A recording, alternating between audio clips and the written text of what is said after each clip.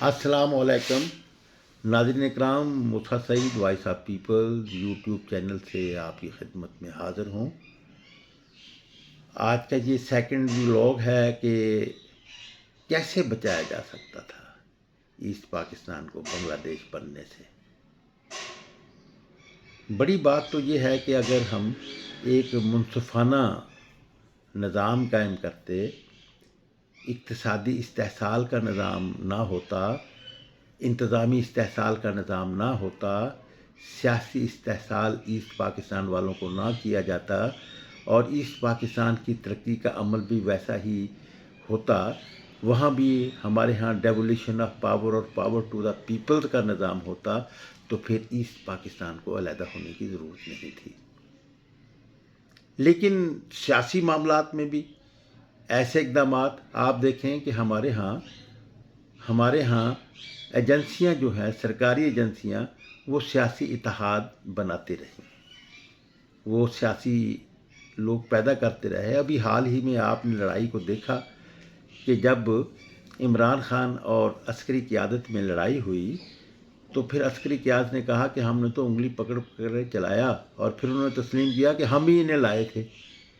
और फिर हम ही उसे रुखसत कर रहे हैं, इसलिए कि ये ऐसे जैसे मुल्ला उमर जो था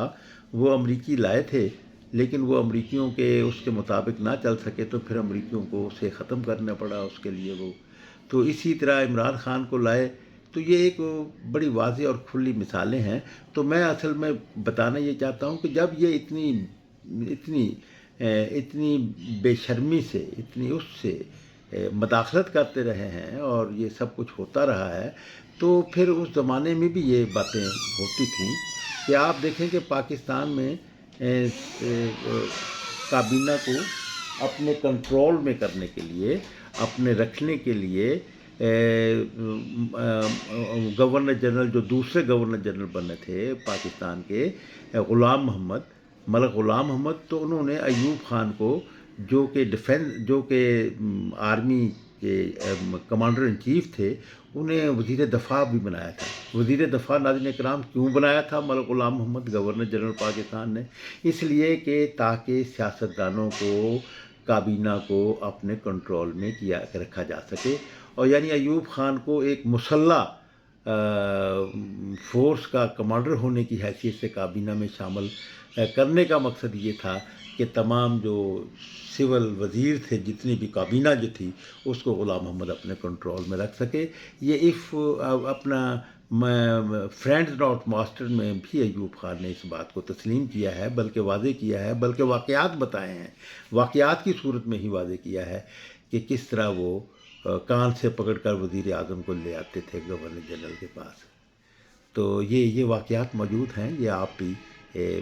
पढ़िएगा। फ्रेंड्स नॉट मास्टर उन दिनों में मैंने पढ़ी थी, तो ये मैंने उसमें से ये नुक्ता हासिल किया था। तो आप भी ये इसे वो देखिएगा कि फ्रेंड्स नॉट मास्टर में, तो उसमें ये बात तस्लीम की गई है। यानी अयूब ख़ान को सिर्फ इसलिए कि मैं अब ये लफ्ज़ तो कहने में मुझे वो नहीं कहना चाहिए, लेकिन कहना भी पड़ता है कि ये ऐसे ही है जैसा कि कोई एक इंडस्ट्रियलिस्ट जो है वो अपने मज़दूरों को, या एक चौधरी जो है, या एक जागीरदार जो है, वो गरीबों को दबाने के लिए गुंडा रख लेते हैं। तो गुंडे भी उनके पेरोल पे होते हैं ताकि वो उससे फिर लोग डरते रहते हैं। तो ये भी एक हुक्मरानी का, दहशत की हुक्मरानी का तरीक़ाकार ये है। तो ऐसा ही बात ये थी कि ईस्ट पाकिस्तान जो था वो उसको हमने ऐसे ही ट्रीट किया। इसमें एक वाक़या नाज़रीन इकराम मैं आपको भी बताता हूँ कि सिकंदर मिर्ज़ा को गवर्नर बनाकर ईस्ट पाकिस्तान भेजा गया। ये अल्ताफ़ गौहर साहब जो थे, उन दिनों डिप्टी कमिश्नर थे, उन्होंने अपने एक इंटरव्यू में ये बात बताई। उन्होंने कहा कि एक हुकूमत को ख़त्म करके गवर्नर जो था वो ईस्ट कराची से जो था वो भेजा गया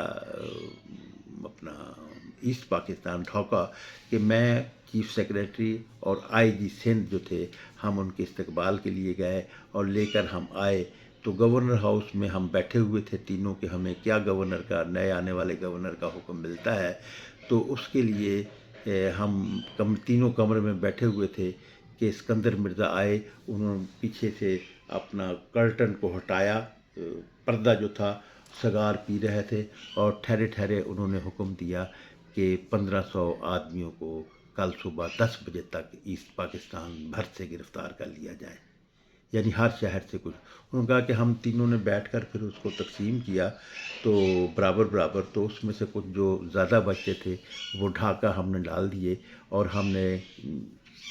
ریڑھی والوں کو، سڑکوں پر ٹھہرے ہوئے چھاوڑی والوں کو، عام لوگوں کو صبح 10 بجے تک گرفتار کر لیا تھا، جس کا مقصد یہ تھا کہ وہاں پر خوف پیدا کیا جائے نئے گورنر کے آنے کا۔ یہ ایک اعلان واضح تھا کہ طاقت کی حکمرانی ہوگی، ڈنڈے کی حکمرانی ہوگی۔ اصل میں پاکستان میں ڈنڈے کی حکمرانی ہی، طاقت کی حکمرانی چلتی آئی ہے، اور اس پاکستان کو ہم نے طاقت کے ذریعے سے اپنے کنٹرول میں رکھا ہوا تھا، اور انہیں ان کا حق نہیں دیتے تھے۔ یہ تو اب واضح ہو گئی۔ ہم نے یہاں پہ بلکہ مشہور کیا گیا ان کے بارے میں کہ بھوکے بنگالی ہیں، جبکہ بنگالیوں نے اب ثابت کر دیا ہے کہ وہ ویسٹ پاکستان سے زیادہ ترقی یافتہ، ترقی کی رفتار میں بہت زیادہ آگے ہیں، جبکہ ہم جو ہے وہ دیوالیہ پن کی طرف جا رہے ہیں اور وہ عروج کی طرف جا رہے ہیں، اور سرمایہ داری نظام میں رہتے ہوئے وہ عروج میں جا رہے ہیں،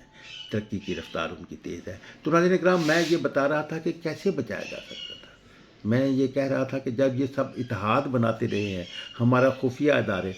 تو اگر مولانا عبدالحمید خان بھاشانی اور ذوالفقار علی بھٹو کی پیپلز پارٹی اور نیشنل عوامی پارٹی، ان دونوں کا اگر اتحاد کروا دیا جاتا، الیکشن اتحاد کروا دیا جاتا، تو پھر ایسٹ پاکستان سے جو تھا وہ مولانا عبدالحمید خان بھاشانی کی پارٹی سیٹیں نکالتی، اور ویسٹ پاکستان سے تو ذوالفقار علی بھٹو نے اکثریت حاصل ہی کی تھی۔ اس طرح پاکستان میں ایک یونائٹڈ اس سے پاکستان کو بچایا جا سکتا تھا، لیکن ہمارے ہاں جو خفیہ ادارے ہیں وہ تو واشنگٹن سے ہدایات پہ چلتے رہے ہیں، اب تک جو ہے چلتے رہے ہیں۔ اب یہ کیا ایک نیا دور، نیا سلسلہ شروع ہو رہا ہے، کیونکہ اس میں اب سوویت یونین کے تحلیل ہونے کے بعد امریکہ کی ڈیمانڈ پر، یا امریکہ کی ضرورت جب پاکستان نہیں رہا، تو پھر ایک نئی صورتحال ڈیولپ ہوئی ہے، تو اس میں ہم آزادی کے سفر کی طرف بڑھ رہے ہیں۔ میں یہ سمجھتا ہوں کہ آرمی چیف جو گئے ہیں امریکہ کے دورے پر، اور وہاں پر جو آج کل ملاقاتیں فرما رہے ہیں، تو وہ اصل میں چین اور امریکہ کے ساتھ ایک بیلنس قائم رکھنے کی کوشش کی جا رہی ہے، جیسے کہ کیئر ٹیکر ایک وزیر اعظم نے جو عمران خان کے پاور میں لائے جانے سے پہلے تھے، ان کا بھی کہنا تھا کہ مغرب ہم سے دور ہو گیا تھا، امریکہ ہم سے دور ہو گیا تھا، تو ہم نے پھر جو ہے وہ امریکیوں کو تیل نکالنے کی جو ایک عرصے سے وہ ڈیمانڈ ان کی کمپنی، امریکی کمپنی کر رہی تھی، تو انہیں اوبلائز کرنے کے لیے ہم نے تیل کی نکالنے کا اجازت دی تھی کیئر ٹیکر حکومت نے، جبکہ کیئر ٹیکر حکومت کا یہ مینڈیٹ نہیں بن رہا تھا۔ موجودہ حکومت بھی ایسے ہی بہت سے اقدامات کر رہی ہے جو ان کا مینڈیٹ نہیں بنتا، لیکن ان کو مینڈیٹ دے دیا گیا۔ کیسے دے دیا گیا؟ سابق حکومت نے پارلیمنٹ سے یہ قوانین، یہ باتیں وہ کی ہیں، اس کو قانونی شکل دے دی ہے کہ کیئر ٹیکر حکومت بھی بڑے بڑے اقدامات کر سکتی ہے، ویسے ہی اقدامات کر سکتی ہے جیسے کہ ایک منتخب حکومت کر سکتی ہے۔ تو اب جو لوگ، اب میں کل ایک بڑی خاتون، بڑی لیڈنگ خاتون ہے، آرٹیکل نویس، انہوں نے اسی پر کہا تھا، لکھا آپ نے اس میں کہ یہ بڑے بڑے اقدامات کر رہے ہیں جبکہ یہ ان کا مینڈیٹ نہیں ہوتا۔ میں یہ سمجھتا ہوں کہ ان محترمہ کے نالج میں یہ نہیں ہے کہ نہیں، یہ قانونی اختیار اسمبلیاں دے چکی ہیں کیئر ٹیکر حکومت کو کہ یہ بڑے بڑے اقدامات کر سکتی ہیں۔ تو ناظرین اکرام، میں پھر ایک بات یہ کہنا چاہوں گا کہ اگر پاکستان کی ایجنسیاں پاکستان کے لیے کام کرتی اور انڈیپینڈنٹلی کام کرتی، تو یقیناً ذوالفقار علی بھٹو اور مولانا عبدالحمید خان بھاشانی دونوں کی پارٹیوں کے درمیان ایک پولیٹیکل الائنس ایسے جیسے آئی جے آئی بنوائی گئی، جیسے ایم ایم اے بنوائی گئی، تو جیسے پی این اے بنوائی گئی، ایسے یہ بھی بات کی جا سکتی تھی، لیکن جو کہ نہیں کی گئی۔ ایسٹ پاکستان کو بچایا جا سکتا تھا اور پھر ایک منصفانہ دور کا آغاز ہوتا، کیونکہ دونوں پارٹیاں جو تھیں یہ سوشلزم کی حامی تھیں، تو اور سوشلسٹ جو نظام حکومت ہے اس میں تو ہر طرح کا استحصال جو ہے اس کو ختم کیا جاتا ہے، اور سائنٹیفکلی ختم کیا جاتا ہے، اسٹیٹ پاور کے ذریعے سے ختم کیا جاتا ہے۔ تو یقیناً ایسٹ پاکستان ہمارے ساتھ رکھا جا سکتا تھا اور بنگلہ دیش نہ بنتا۔ ناظرین اکرام، لیکن ایسا نہیں کیا گیا، بلکہ امریکی پلاننگ کے مطابق یہی بات کی گئی کہ ایسٹ پاکستان میں شیخ مجیب الرحمان کی پارٹی اکثریت لے جائے اور ویسٹ پاکستان میں ذوالفقار علی بھٹو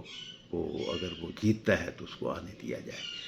تو یہ تھی ایک صورتحال جو کہ اس طرح کی ایک صورتحال ہوئی۔ ناظرین اکرام، میں آپ سے اجازت چاہوں گا، اگر آپ کو میرے خیالات پسند آئیں تو پھر اسے شیئر کرنا آپ اپنی قومی ذمہ داری سمجھیے گا۔ بہت شکر گزار ہوں، امید ہے کہ آپ میرا ساتھ دیں گے، اور میرے یہ جو آپ ہی کا، میرا نہیں بلکہ آپ کا ہے یہ voice of people YouTube channel جو ہے، اسے آپ سبسکرائب کیجیے اور دوستوں سے بھی کہیے گا۔ خدا حافظ۔